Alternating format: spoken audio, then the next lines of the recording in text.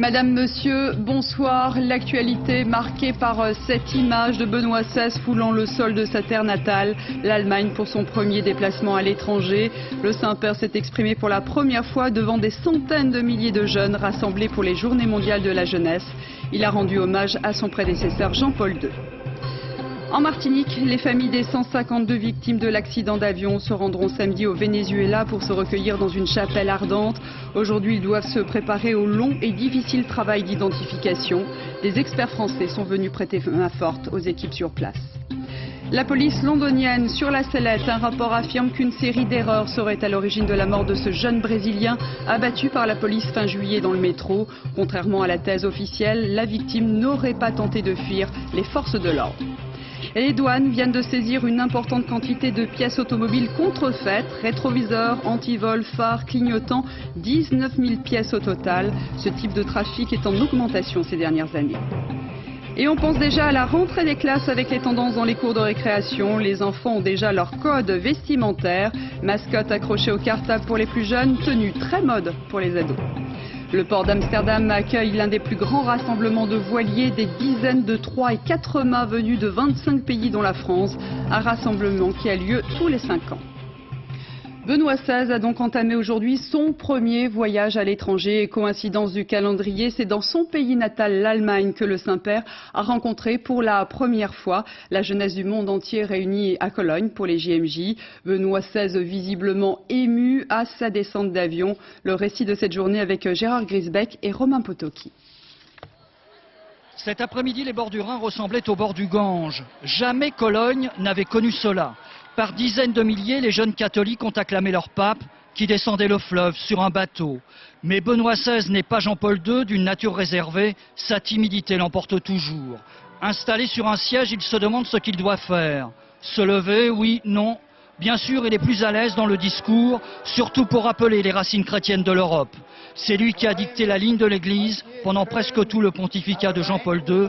Aujourd'hui, les jeunes n'en reviennent pas de l'avoir vu de si près. Oh, je suis tellement excitée, je ne sais pas quoi dire. Je salue particulièrement ceux qui sont venus d'Orient comme les rois mages. Vous représentez nos frères et sœurs qui attendent sans savoir que se lève dans le ciel l'étoile qui les guidera vers le Christ. You are the representatives of so many of our brothers and sisters who are waiting without realizing it for the star to rise in their skies and lead them to Christ. Moment d'émotion lorsque Benoît XVI arrive à la cathédrale en tenant par la main un pèlerin africain et une indienne. Puis il se recueille devant les reliques des mages qui, selon l'évangile de saint Matthieu, sont venus vénérer l'enfant Jésus. Depuis le XIIe siècle, les reliques seraient ici. Au fil du temps, les mages sont devenus rois et on leur a trouvé un nom. Cette première journée de Benoît XVI aura surtout été festive. Demain, elle sera beaucoup plus politique et religieuse, avec sa venue dans la synagogue de Cologne, une première pour un pape allemand dans une ville allemande. Et c'est un pape polyglotte parlant allemand, bien sûr, mais aussi français, anglais et italien qui s'est adressé aux jeunes venus du monde entier. Des pèlerins qui attendaient beaucoup de cette première rencontre avec Benoît XVI. Difficile pour eux de ne pas penser à son prédécesseur, Jean-Paul II, qui avait initié les JMJ.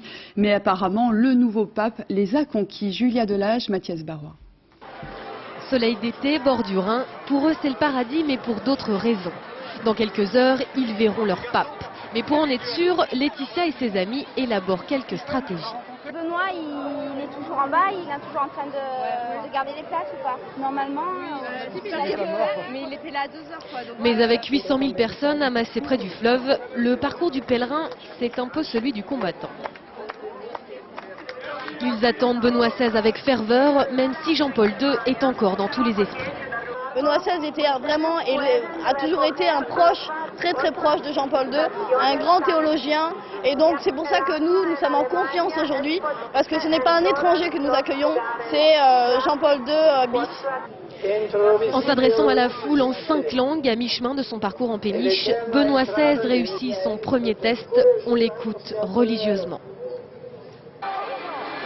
Il demande aux jeunes d'être des bâtisseurs. Mais le premier voyage du pape à l'étranger est pour eux. Alors lorsqu'il salue la foule, c'est une star qu'on accueille. Et les nerfs lâchent un peu. cœur qui vient palpiter, c'est magique. Il disait coucou, il disait bonjour à tous. On n'en revient pas parce qu'on se dit on va voir le pape, mais quand on est dessus, et puis voilà, c'est plein de choses qui... Sur les bords du Rhin, certains ont attendu 7 heures pour quelques minutes de bonheur. Ici, les jeunes espèrent que dimanche, pour la messe de clôture, les pèlerins seront encore plus nombreux qu'à Toronto. Il y a 3 ans, ils étaient 1 million.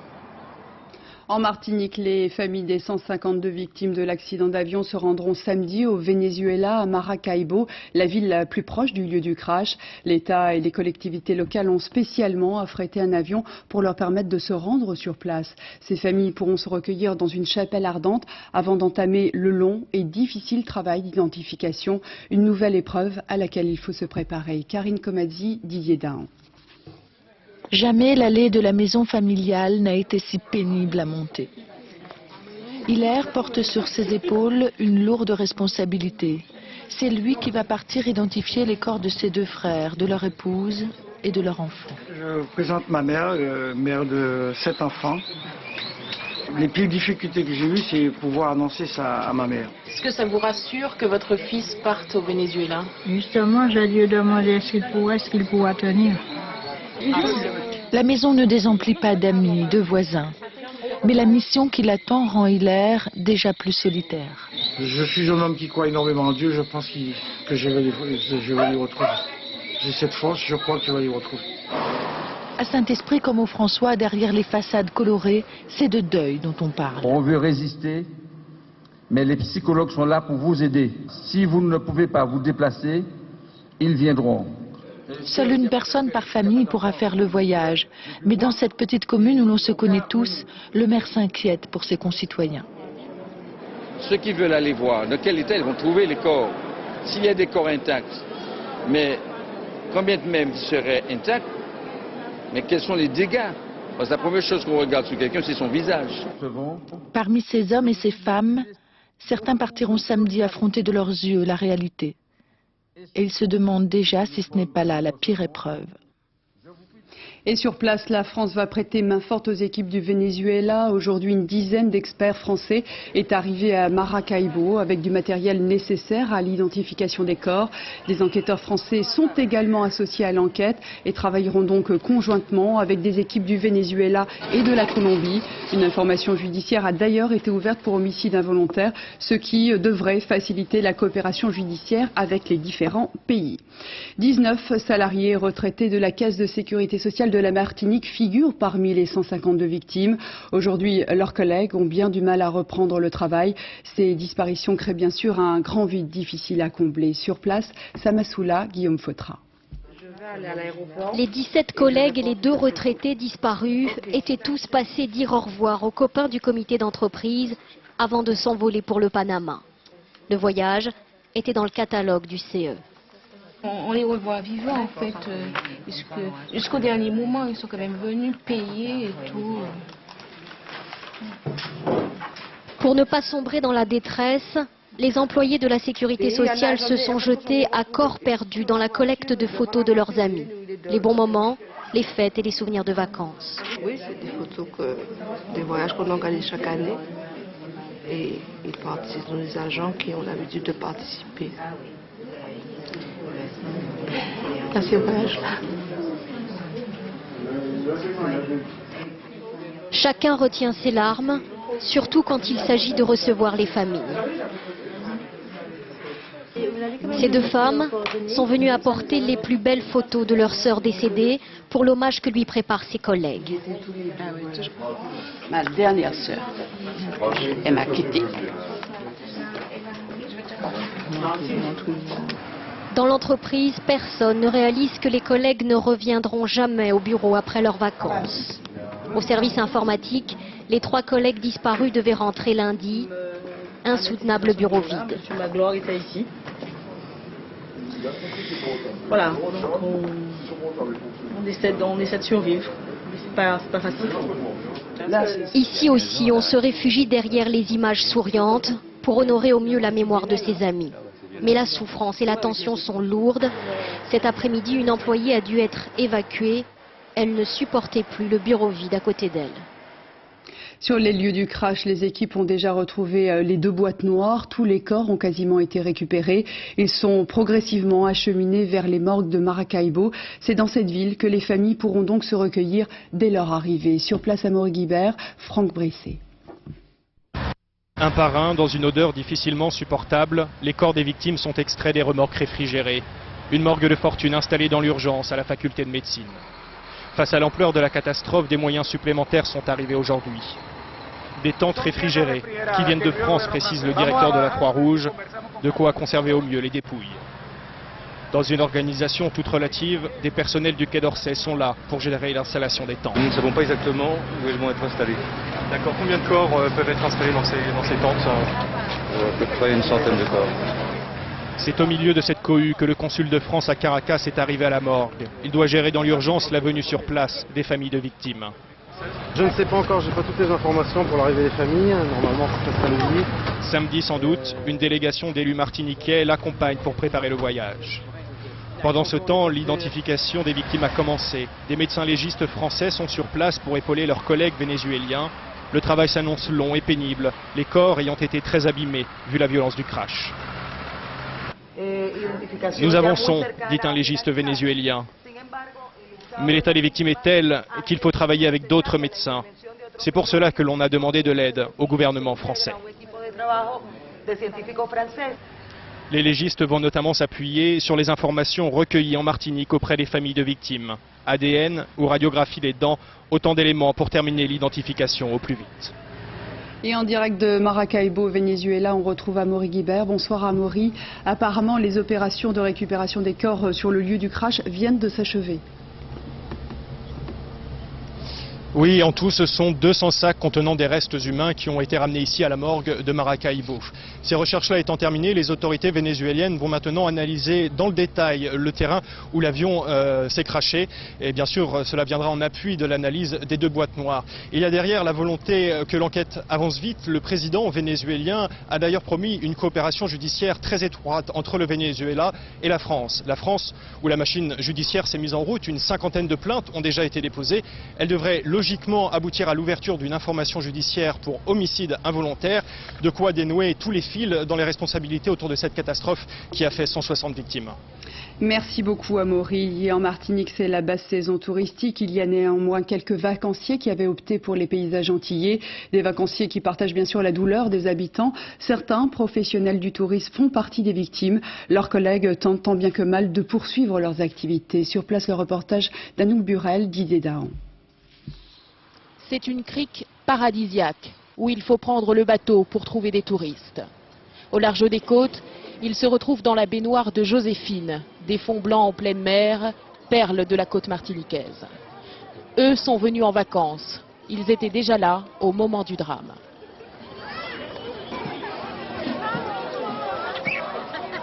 Ça me touche beaucoup parce que bon, il faut savoir que les Martiniquais, c'est des gens que j'adore. Ça fait quelques années que je vais en vacances en Martinique. Les Antillais, je les apprécie. Effectivement, ces gens-là aujourd'hui sont peinés et touchés par rapport à ce qui leur arrive. Et puis je suis complètement solidaire d'eux. Bon, dire ce que ça fait que ce soit ici ou ailleurs, c'est vrai que la catastrophe est la même. C'est pas parce que je suis ici que j'aurais plus peur de prendre l'avion pour repartir, mais je pense que chaque passager, où qu'il soit, là, se retrouve quand même face à une appréhension. Les plus jeunes d'entre eux ont été très touchés par la catastrophe. C'est vrai que c'est terrible parce que, mais de toute façon, il faut se dire qu'il y a beaucoup d'avions tous les jours qui volent et qu'il ne faut pas que ça nous tombe dessus en fait. Et c'est tombé sur les gens de la Martinique et c'est triste. Faut penser à tous ces gens qui sont morts et puis voilà. Loin de la foule, sur son bateau de pêche, Clément Ledoux, lui, porte le deuil. Il a perdu un de ses collègues et amis. On ne chante pas, on ne danse pas, on ne met pas de la musique, c'est ça. Mais les gens qui mettent de la musique, qui vont danser, ce sont des gens qui ne font pas de deuil.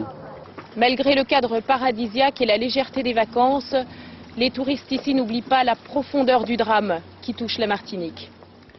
Et en direct de Fort-de-France, on retrouve Sama Soula. Bonsoir Sama, vous êtes au stade Dillon. C'est là qu'a déjà commencé à s'organiser l'hommage national qui aura lieu mercredi prochain.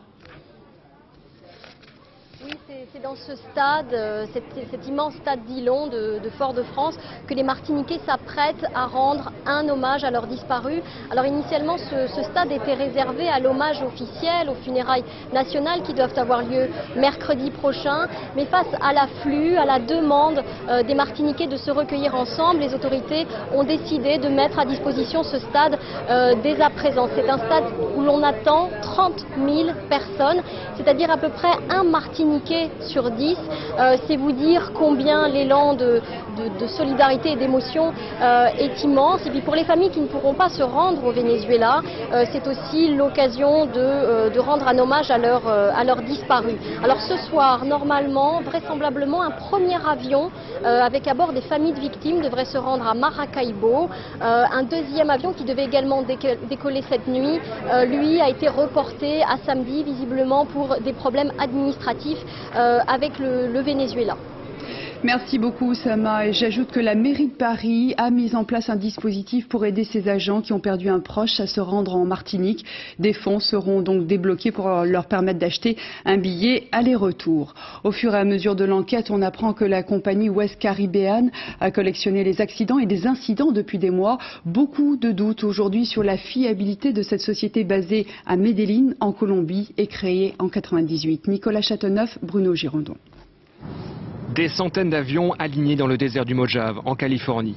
Ici sont stockés les appareils dont les compagnies aériennes n'ont plus l'utilité immédiate, comme ce fut le cas du MD-82 de West Caribbean. Sur cette photo, on le voit sous les couleurs de son ancien propriétaire, Continental Airlines. Après 2001, l'appareil a passé ici plusieurs années avant d'être racheté d'occasion par la compagnie colombienne et remis en service. Un avion connu des autorités françaises qui l'avait inspecté à 2 reprises en Martinique. Des contrôles inopinés qui n'ont pas vocation à vérifier l'état interne des moteurs. Il y a un certain nombre d'équipements de sécurité qui sont vérifiés, comme par exemple les cheminements lumineux, les extincteurs, l'alimentation en oxygène, les documents techniques de l'avion, puisque un avion c'est une chose très complexe, donc toute intervention sur l'avion est notée dans un document qui est à bord de l'avion. Pour ce qui est du contrôle technique en profondeur, qui nécessite parfois le désossage de l'appareil, il relève des compagnies aériennes.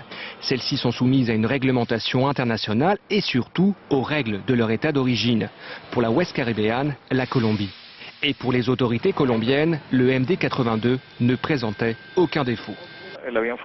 L'avion a été révisé par nos services la veille de l'accident. L'inspection a démontré que cet avion présentait de parfaites conditions pour autoriser le vol. Pourtant, depuis son rachat, le MD-82 accumulait les problèmes techniques. Le mois dernier, il avait même perdu un morceau de fuselage. Quant à la compagnie West Caribbean, elle était au bord de la faillite. En mars dernier, un de ses avions s'était écrasé, causant la mort de 8 personnes. Et à l'image de West Caribbean, les petites compagnies sont impliquées dans 80% des accidents et pourtant elles ne représentent que 40% du trafic. On peut alors se demander s'il y a une corrélation entre la taille d'une compagnie et la fiabilité de ses appareils. Enquête signée François Baudonnet, Éric Delagneau. West Caribbean, Helios Airways, Flash Airlines, des compagnies inconnues mais tristement célèbres depuis leurs accidents meurtriers. Leur point commun, leur taille microscopique. 11 appareils pour la compagnie colombienne, 4 pour la chypriote, 2 seulement pour la firme égyptienne. Dans le secteur aéronautique, on les appelle des compagnies champignons. Elles disparaissent parfois aussi vite qu'elles sont apparues. Combien sont-elles? Impossible à dire, mais une certitude, de plus en plus nombreuses. Sont-elles dangereuses? Pas toutes bien sûr, mais une étude suisse montre que les vols charters engendrent 17 fois plus d'accidents et 3 fois plus de morts que les vols réguliers. La demande actuelle est un billet le moins cher possible. Le poste sécurité passe en 2e place. Dès lors que le client ne fait pas l'effort d'aller chercher la sécurité avant le coût, il est évident que beaucoup de petites compagnies vont se développer. Et cette pression sur les prix les pousse à faire des économies là où elles ne devraient pas. La formation des personnels et la maintenance. Du coup, il y a 1 an et demi, le Boeing 737 de Flash Airlines n'aurait jamais dû décoller. La jauge de réservoir ne fonctionne pas. Et ça, c'est un cas d'impossibilité de départ. Pour une raison simple, c'est qu'on est le 3 janvier, que la météo au départ peut être bonne mais pas à l'arrivée, et qu'un avion peut être dérouté pour des raisons de brouillard ou de météo. Dans le monde, l'Afrique est le continent le plus dangereux pour les transports aériens, suivi de l'Amérique latine et du Moyen-Orient. Viennent ensuite l'Europe et l'Asie, les continents les plus sûrs, l'Amérique du Nord et l'Australie. Dernière frayeur en date, l'atterrissage en catastrophe ce matin de cet Airbus turc. La compagnie ne possède que 10 appareils. En Grande-Bretagne, le patron de Scotland Yard est aujourd'hui sur la sellette. Un rapport affirme qu'une série d'erreurs serait à l'origine de la mort de ce jeune Brésilien abattu par la police fin juillet dans le métro. De nouveaux témoignages sont venus contredire la version officielle jusque-là avancée par les autorités. Laurent Boussier, Dominique Marotel.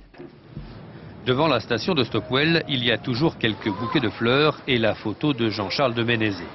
Une photo qui contraste évidemment avec celle publiée depuis 2 jours par toute la presse londonienne. Là, on voit le jeune Brésilien vêtu d'un blouson en jean et gisant dans une mare de sang.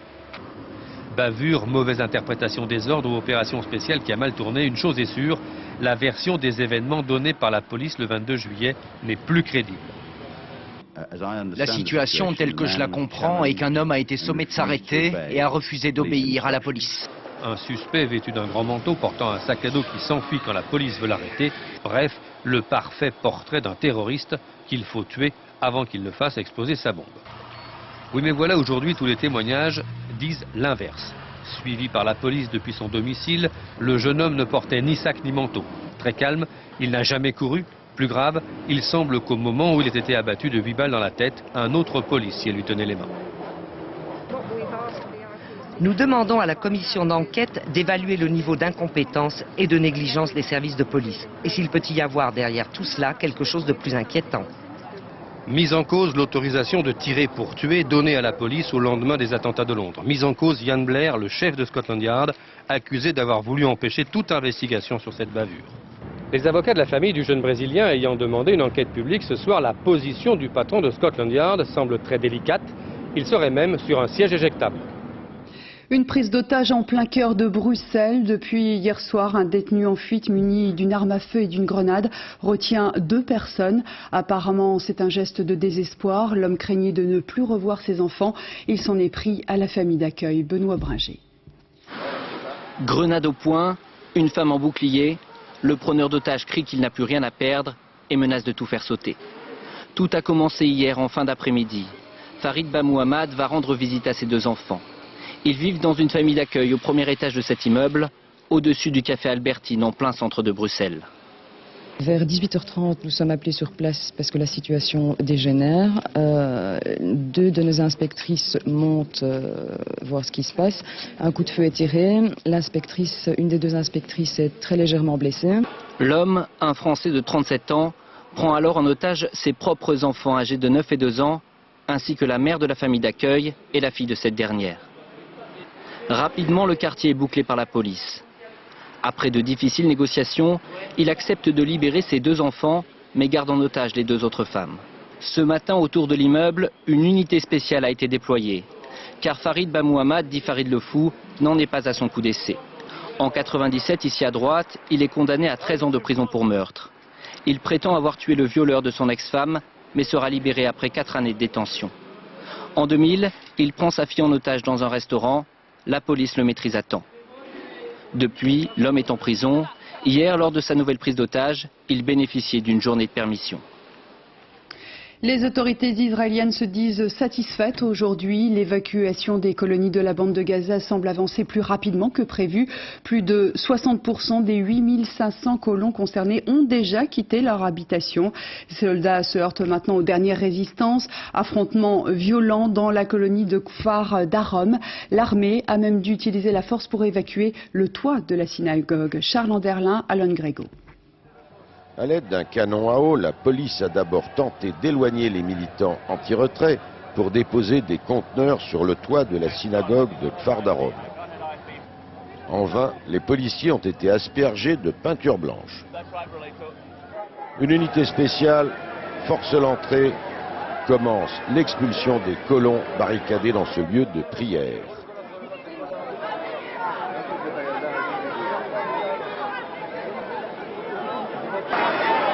Et c'est l'assaut du toit. Le commando est aspergé de peinture, d'huile, de sable et d'un produit chimique irritant.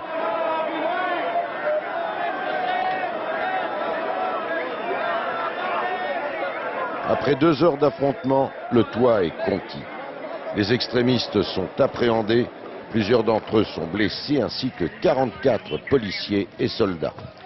Durant la journée, un seul garde-frontière a craqué. Il s'est mutiné. Ses camarades l'ont évacué sans ménagement. Dans les situations les plus difficiles et face aux pires insultes, les militaires ont tenu bon. Le plus dur pour eux est d'être traités de nazis par des juifs religieux.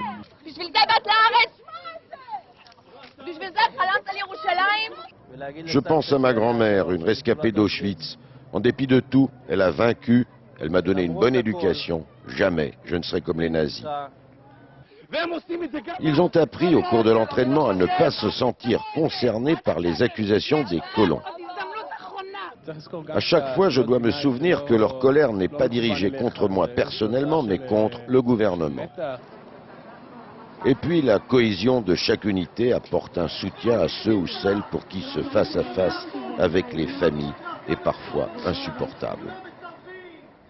Situation également tendue aujourd'hui à Neve-des-Kalim, la plus grosse colonie. Plusieurs centaines de soldats et de policiers sans armes ont pénétré dans la principale synagogue pour déloger ceux qui résistaient encore. Depuis 2 jours, la confrontation était très dure entre les soldats et un millier de jeunes ultranationalistes. Et puis on est toujours sans nouvelles de Mohamed Ouati, notre confrère de France 3. Mais tout à l'heure, dans le journal de 13h, Leïla Chaïd, la déléguée de Palestine en France, nous a affirmé qu'elle était confiante. Du côté des autorités françaises, on reste mobilisé, mais la discrétion est bien sûr toujours de rigueur dans ce type de dossier délicat.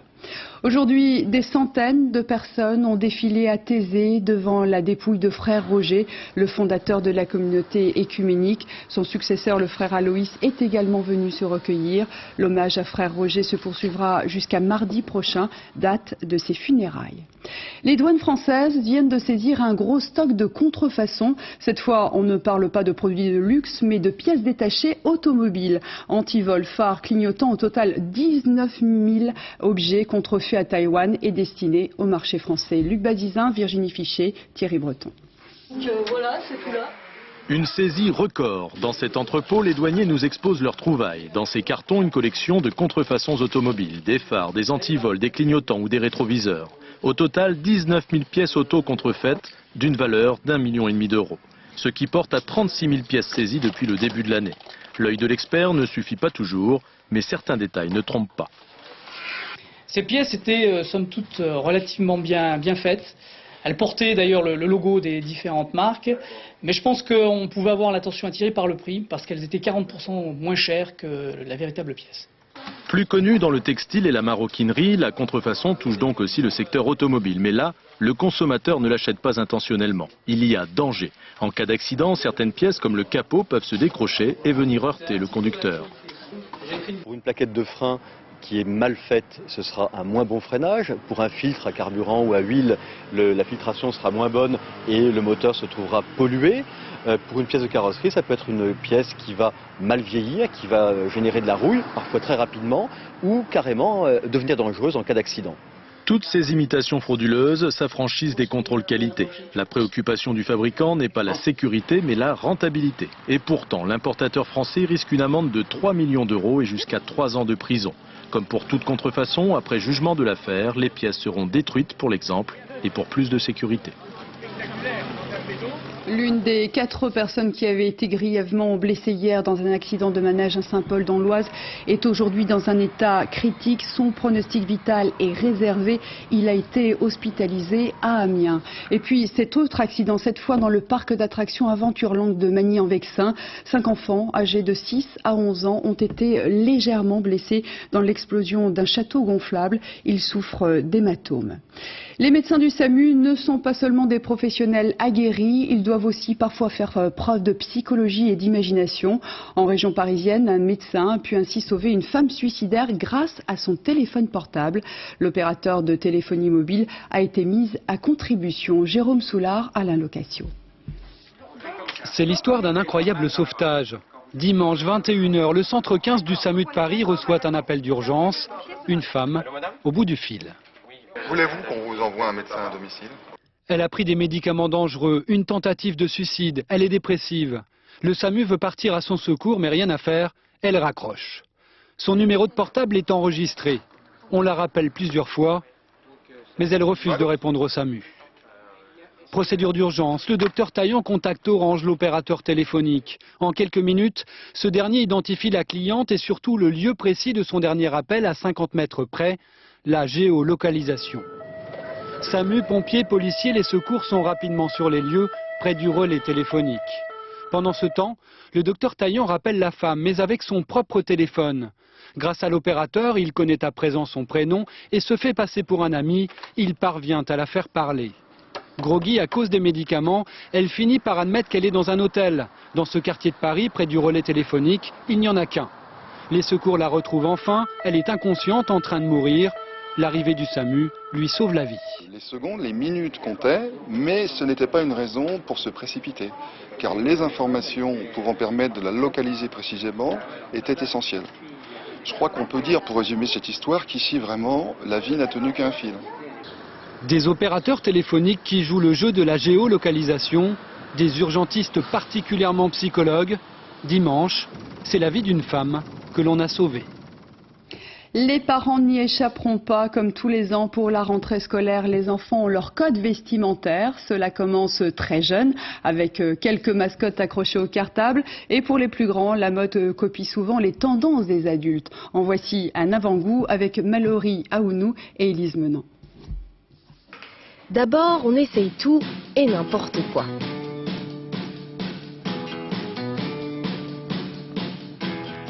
Je vais me changer.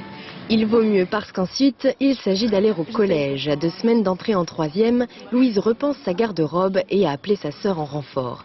Street, gothique, rock, autant de communautés de style. Mais comme la plupart des collégiens, elle préfère le passe-partout. En plus, on n'est pas comme les autres, on peut être rejeté. Évidemment, si on est sûr de soi, il n'y a pas de problème, hein, mais il vaut mieux se fondre dans la masse. En tout cas, les incontournables se dessinent déjà. La rentrée sera militaire, gitane, la jupe d'été joue les prolongations et bien sûr jean, toujours la meilleure vente chez les ados. Mais les plus jeunes ne sont pas en reste. Les cours d'école récupèrent les tendances des plus grands, mode d'emploi. Vous aurez les jeans à superposer avec les petites jupes. Vous aurez également donc les ponchos. Donc ça c'est très actuel. Les velours également, jupons en velours. Et pour les garçons, les baggy pour la rentrée des classes et les doudounes sans manches. Le baggy, alias le jean large. Avec Sofiane compte bien faire des ravages. Je choisis mes habits tout seul, je choisis des vêtements à la mode. Enfin un petit peu où il y a des écritures dessus. Par écriture, comprenez marque. Et un look, ça se peaufine avec le cartable, le sac à dos badgé si possible, et les carnets parfumés cette année. Enfin, quand on est in du bracelet jusqu'à la pointe des cheveux, plutôt long, il ne faut pas négliger agendas et cahiers. Alors à la rentrée, serez-vous militaire ou bohème ? Football, hier soir, les Bleus ont renoué avec le succès et la victoire par 3-0 face à la Côte d'Ivoire. Le retour de Zidane y est sans doute pour quelque chose. En tout cas, il a réussi à redonner une impulsion à l'équipe de France. Grégoire Tournon, Manuel Tissier. Zidane à nouveau chef d'orchestre, les Bleus n'ont pas fait de fausses notes. Hier soir, à Montpellier, ce qui ne devait être qu'une simple répétition de rentrée, s'est transformé en soirée de gala. Et les Français ont brillé face aux Ivoiriens. Pour commencer, le gardien coupé remplaçant de Barthez résiste à la volée de Drogba. William Gallas, le jour de ses 28 ans, s'offre son premier but chez les tricolores. Raymond Domenech retrouve le sourire. Et c'est au tour de Zidane. L'ancien retraité montre qu'il connaît toujours la musique et signe de la plus belle manière son retour à la lumière. Enfin, Thierry Henry, dans la foulée de son aîné, offre le 3-0 aux Français. Une victoire en fanfare, mais ce n'était qu'un match amical. Pour les Bleus, le plus dur est devant eux. C'était bien de pouvoir faire ce match comme on l'a fait ce soir, mais on sait très bien que les 2 matchs qui nous attendent au mois de septembre sont très importants. Le 3 septembre, la France affronte les îles Féroé. Le 7, l'Irlande, ici en vert. L'air malmené sur ses terres, battu 2-1 par les Italiens. L'Irlande, en tête du groupe de qualification au Mondial 2006, n'est pas encore arrivée au bout du chemin. Depuis hier, des dizaines de vieux gréements font escale dans le port d'Amsterdam. Plus de 2 millions de visiteurs sont attendus pendant 5 jours pour admirer ces navires venus de 25 pays, dont la France. Sur place, Nicolas Lemarinier, Ziden Berkous. Dans le port d'Amsterdam, il y a des marins qui chantent, ça on le sait. Mais on y trouve aussi en ce moment les plus beaux bateaux du monde. Des 3 mâts, des 4 mâts gigantesques venus du monde entier, escortés par des centaines de petits bateaux. Sur la rive, c'est tout un peuple de marins qui est venu admirer les vieux gréements. C'est une très grande tradition ici en Hollande. Les bateaux sont notre histoire. Sur l'eau, les coquilles de noix des amateurs frôlent les grands voiliers et les accordéonistes encouragent les équilibristes de la marine russe. À bord de la goélette française, la Belle Poule, on s'amuse moins. Pour l'instant, les matelots briquent le pont. On entretient le bateau et on essaie de le présenter le plus propre possible pour que les gens puissent apprécier quelque chose qui a 70 ans mais qui est encore plus beau que des choses qui sont construites tous les ans. La Belle Poule est un navire de la Marine nationale. Il accueille régulièrement des jeunes civils à son bord. Avec la suspension du service national, la marine a un petit peu perdu le contact avec l'ensemble de la population civile. Et le fait de pouvoir recevoir ces jeunes, ça permet de mieux nous faire connaître. La Belle Poule et tous les navires qui participent au rassemblement d'Amsterdam sont amarrés dans le port jusqu'au 22 août, offerts à la curiosité des spectateurs. 2 millions d'amoureux des vieux gréements sont attendus à quai. En France, à l'initiative du ministère de la Culture, des artistes contemporains sont invités à travailler dans des monuments historiques. Isabelle Bechler et Mathieu Drejou ont suivi le sculpteur américain Mark Dion. C'est à l'atelier Calder et au château de Chambord qu'il fait étape pour façonner ses œuvres sur le thème de la nature. Dans le paisible village de Saché, un mobile d'Alexandre Calder sur la place rappelle que le sculpteur américain y avait élu domicile. Son atelier domine la vallée. Depuis la mort du maître, voilà 30 ans, il accueille toujours des artistes en résidence. Mark Dion, obsédé de nature et de vie animale, vient de travailler 6 mois à une exposition sur la chasse. Il a mis à contribution les artisans d'art des environs pour réaliser ces installations.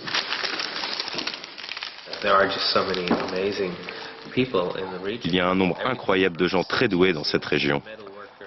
De la couturière au tapissier, en passant par les métallurgistes et les menuisiers. Et ils avaient l'air très enthousiastes de travailler avec un artiste comme moi. Calder, l'Américain déjà, était devenu un homme des bords de l'Indre. Il avait habité ce lieu et y avait créé jusqu'à sa mort. Aujourd'hui, Mark Dion peint un squelette d'ours à la peinture photoluminescente. C'est une partie de son intervention au château de Chambord, à l'étage du musée de la chasse. C'est beau. Les trophées de chasse sont prêtés par le musée. Marc, lui, a déguisé un affût surdimensionné en salon pour chasseurs. Mon projet n'était ni pro ni anti-chasse, mais les gens du musée de la chasse m'ont fait confiance. Ils m'ont laissé carte blanche et c'était très courageux de leur part. Observation sociologique et sens de l'humour, voilà une installation destinée à faire réfléchir le visiteur. Et il y en a pour tous les goûts. Voilà, c'est la fin de ce journal. Merci à vous de l'avoir suivi. Tout de suite, la météo. Patrice Drevet, suivi du Point Route, Valérie Maurice. 20h50, Patrick Sébastien vous invite au Music Hall. 1h-10, le journal de la nuit vous sera présenté par Eve Mété. Dès 6h30, Télématin, dans les 4 vérités, Jean-Paul Chapelle recevra Jack Lang, député PS du Pas-de-Calais. Et on se quitte sur ces images insolites. Un pingouin a été promu colonel en chef d'honneur de la garde royale norvégienne après 33 ans de bons et loyaux services comme mascotte officielle. Nils, c'est son nom, a inspecté pour la première fois ses troupes qui l'ont salué dans les règles de l'art. C'est très sérieux. Je vous retrouve lundi à 20h. Excellent week-end, excellente soirée sur France 2.